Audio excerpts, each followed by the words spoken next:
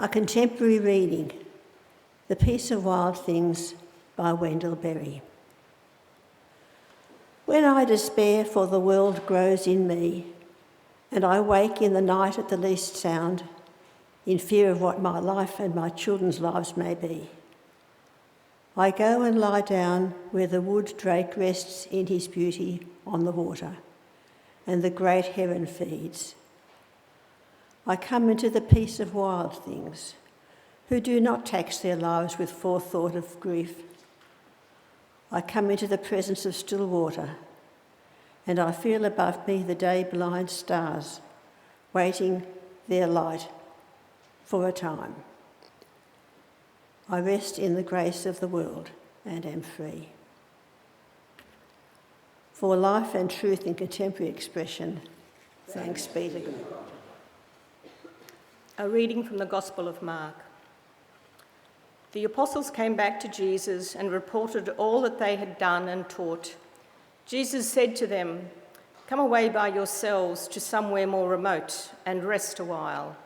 For there were many people coming and going, and the apostles hadn't had time to eat. So they went away in a boat to a deserted area.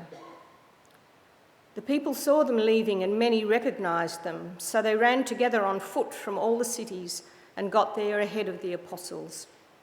When Jesus went ashore, there was a large crowd waiting for him, and he felt compassion for them because they were like sheep without a shepherd. So he began to teach them many things. After crossing the lake, Jesus and the disciples came ashore at Gennesaret and tied up their boat there. No sooner had they stepped out of the boat than people recognised Jesus. The crowd started hurrying about the countryside and brought the sick on stretchers wherever Jesus went. Wherever he appeared, in villages, in towns, or in the countryside, they laid down the sick in the open places, begging him to let them touch just the fringe of his cloak, and all who touched Jesus got well.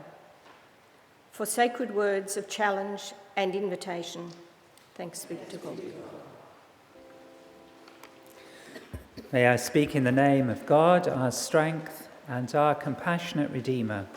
Amen.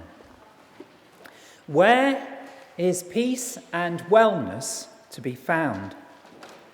One of my favourite stories is of a young and very incapacitated teenager who goes into hospital for significant treatment for a serious affliction.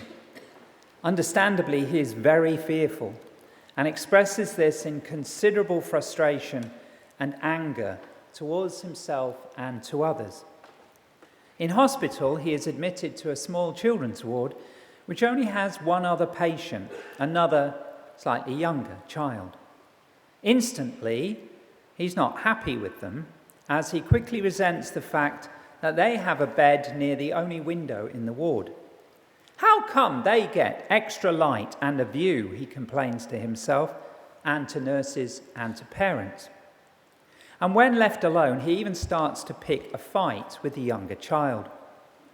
As the day draws on, however, he doesn't have the energy to be angry anymore, and instead, feeling very sorry for himself, starts collapsing into tears. And then he hears the younger child speaking gently.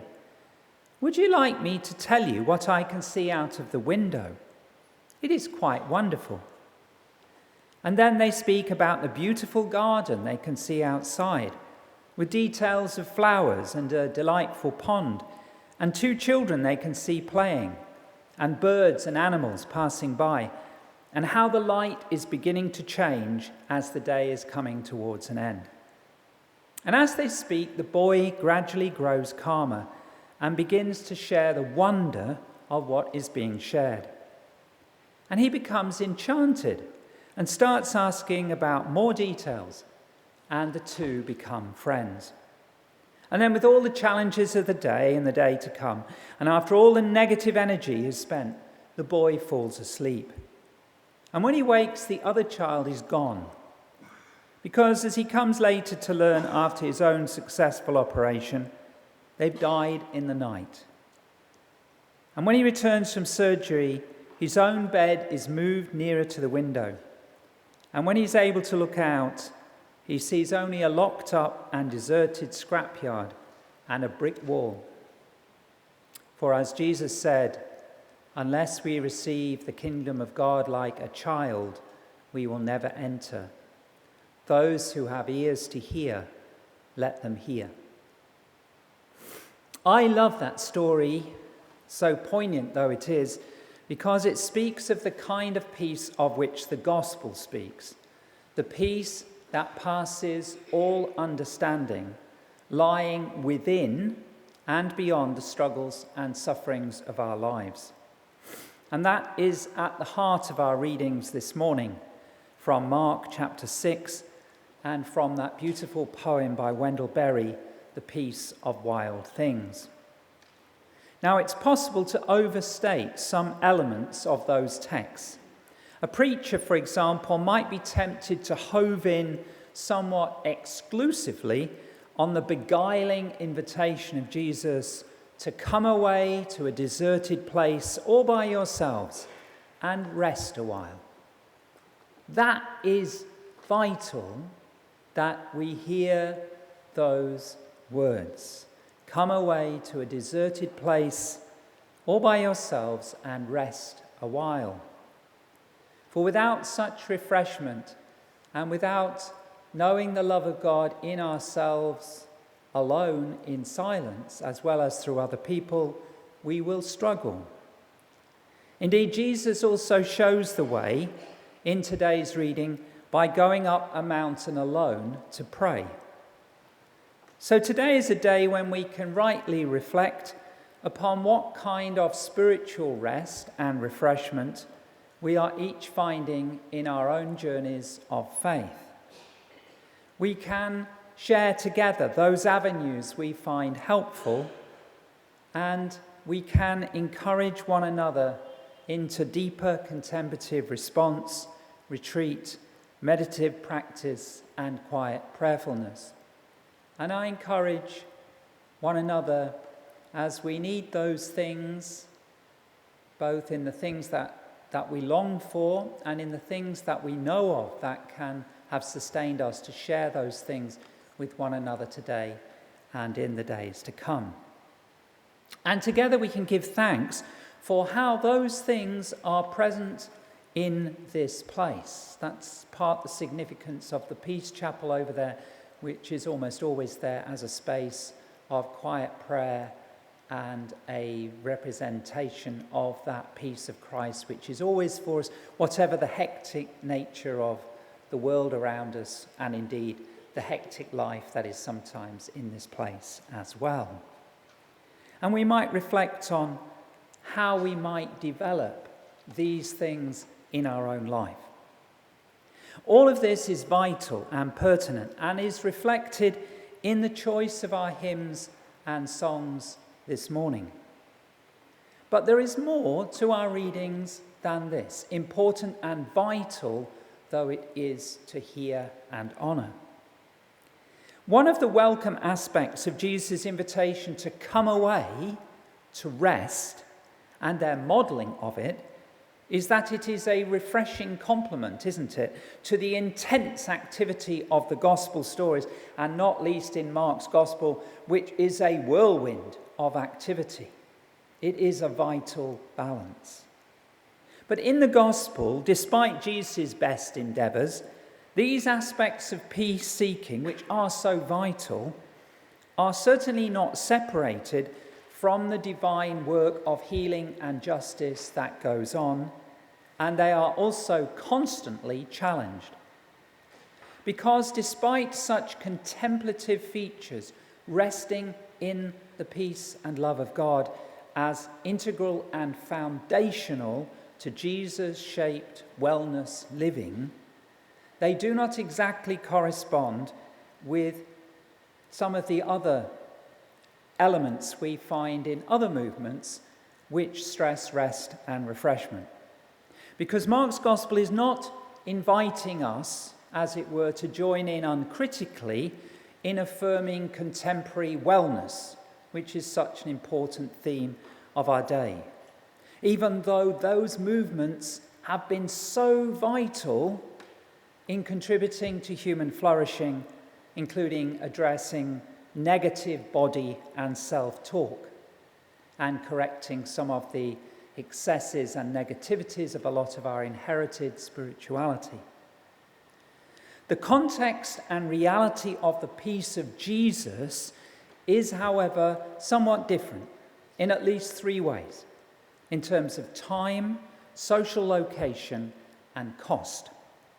Firstly, in terms of time, the peace or salvation, or we might say the wellness movement of Jesus, is not easily defined by particular places or practices. So we may adduce quite easily that Jesus, like Wendell Berry, drew profoundly on the wider natural world, and it was through finding God in nature, in creativity, and in the wider creation that Jesus themselves was sustained and found that peace. A very rural world of seeds and harvests, trees, birds, mountains, and waterways, of which Jesus, like Wendell Berry, spoke. But we have no obvious spiritual routines directly commended by Jesus. He doesn't say, for example, go for a walk on the Camino, although that's a helpful practice. All Jesus offers us is the invitation to what some of us now call the Holy Sacraments, and this injunction to come apart and rest. We might quite legitimately, however, question whether Jesus had any intention of dismissing institutional religion as such, as some today might suggest. It's a popular theory that Jesus came and he wasn't interested in religion, but only in spirituality. But religion is part of the growth of spirituality and life. For Jesus' participation in the religious forms of Jesus' day suggests that rather than seeking abolition, Jesus sought renewal of depth and transformation of meaning through religion and through all aspects of life. It is not an either-or. Despite the best efforts of various types of Christianity down the ages, however, there is no obvious blueprint offered by Jesus as how we move forward spiritually and religiously. Religion as a carrier, institutional carrier of the wisdom and spiritual practice and depth of the past. Jesus in the gospel does not, for example, despise the temple or traditional practices as such, any more than they provide us with alternatives beyond the sacraments and what has traditionally been known as the Lord's Prayer. Rather, as the great Cappadocian theologians warned when they were worried about the growth of pilgrimages and holy places and practices in the early church, we are not overly to elevate particular means of coming apart and resting, even though that must be a vital concern of us. And then secondly, in terms of social location, the Jesus salvation or wellness movement is somewhat different in origin from many wellness movements today. For where they're not quite exotic, asking us to go to Bali or, I don't know, a Greek island or even Byron Bay, and where they don't take place in far-off or so-called idyllic places, many spiritual retreats and refreshments do tend, don't they, to be somewhat distant from ordinary and certainly very struggling people. Now, of course, church history is also a story of money, power, and class taking over and distorting the life-giving spirituality of Jesus as received initially by ordinary people, the people who flock to Jesus in the story we hear.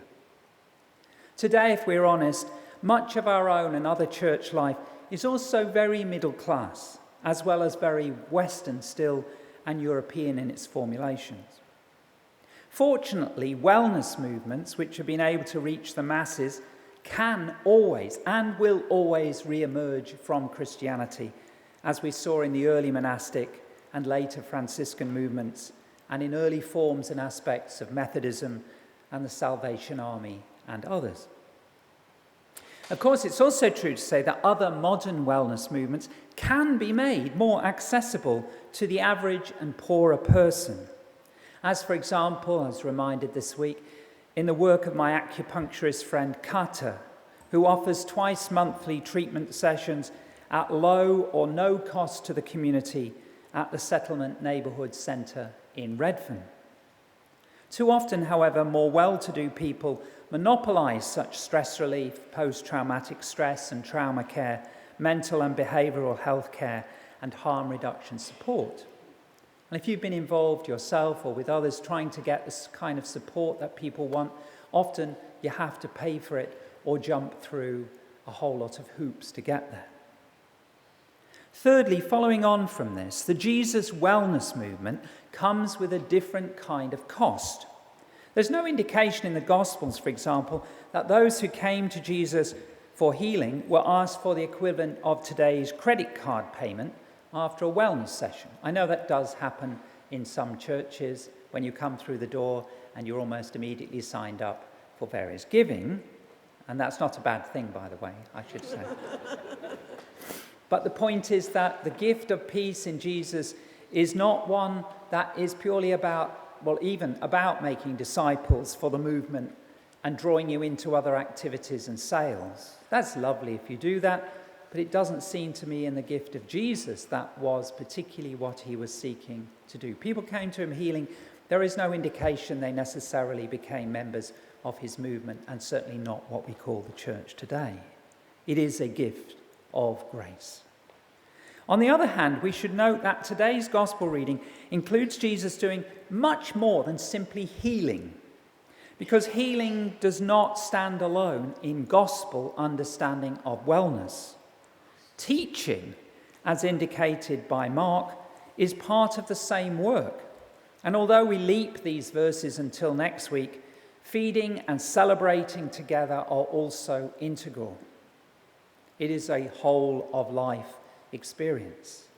Truly understood, gospel salvation, or shalom, or we might call it wellness or flourishing, what we call the peace of Christ, is about this whole of body and mind and soul, the whole of life. And the cost is in one sense nothing, as it is a pure gift of grace, and yet it involves everything. This brings us back both to Jesus' own experience and the story with which I began this reflection. Because in Jesus' case, it is clear that they and the disciples never, or hardly ever, really find the kind of peace which is promised by all kinds of wellness movements. Even when they try to find a deserted place, the crowds follow them. Even when they seek to rest only in their own souls with God, they soon find others breaking in upon them. Now, I don't know about you, but I find that quite reassuring. Not, as I said earlier, that we might not seek more intentionally to take time aside and find ways to rest and be refreshed. But isn't that the situation in most of our lives? How many of us more ordinary folk really have the time, the luxury, or the resources to escape, to find complete peace? Do we not rather resonate with the experience of Jesus and the disciples when we try to find this elusive peace? The truth is that the peace of Christ is not an escape from ordinary life or its struggles, but a discovery that within the heart of life and its struggles, whatever life we find ourselves called to live. And that's the core of the story with which I began.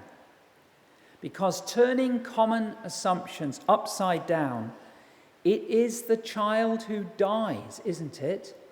Who knows peace in themselves and can give of that peace to others. And it is the child who supposedly is stronger and lives, who needs to learn that peace from them, from the children, from the marginalised, from those who suffer. Often we find the gift of peace rather than from those who supposedly are strong and, inverted commas, healthy. Now, of course, social, economic, physical and political pressures profoundly affect our well-being. But ultimately, it is not our circumstances that determine whether we find peace in our lives, but the way in which we live, we view and live into them. That was what the Buddha taught, and that is the heart of our gospel. Let me conclude with some of my favourite words from one of my great Anglican priestly inspirations. Geoffrey Stunnock Kennedy is now commemorated in the Church of England's lectionary cycle. He would chuckle about that. But is best known as Woodbine Willie, which was a moniker bestowed by soldiers in the First World War from his habit as a chaplain of giving out cigarettes as well as spiritual comfort in the trenches. Deeply loved as one of the few clergy who really got the realities and horrors of war, he also won a military cross for running into no man's land to save the wounded during an enemy attack. Unlike too many priests and preachers down the centuries, he was well aware of how suffering, horrendous suffering, including motor neuron disease, which we heard about in the memorial service on Friday, which took away one of our number at an early age, and its horrors. Those things cannot be easily assuaged by conventional pieties. There is no obvious theology or spirituality that can deal with those things, and yet at the heart of them, as in Kirsten's life, of which we heard on Friday, grace and humour, like the child by the window, can break through and set others free too. So I've always thought that Stunnock Kennedy was nearer than most in his description of the peace of Christ, a peace which is not apart from the world, but rather something that is deeper and beyond, which can hold us and transform our sufferings. Because as Woodbine Willie put it from his experiences as a wartime padre, peace does not mean the end of all our striving. Joy does not mean the drying of our tears. Peace is the power that comes to souls arriving up to the light where God, in God's self, appears. So whether, therefore, we find that peace, like Wendell Berry or Jesus in nature's wild things, or as in Jesus and the child in the window, in our own nature as divine wild things ourselves, may we know that truth, and may that peace now and always be in our lives, and may we live it out in the world for others in the peace and wildness of God. Amen.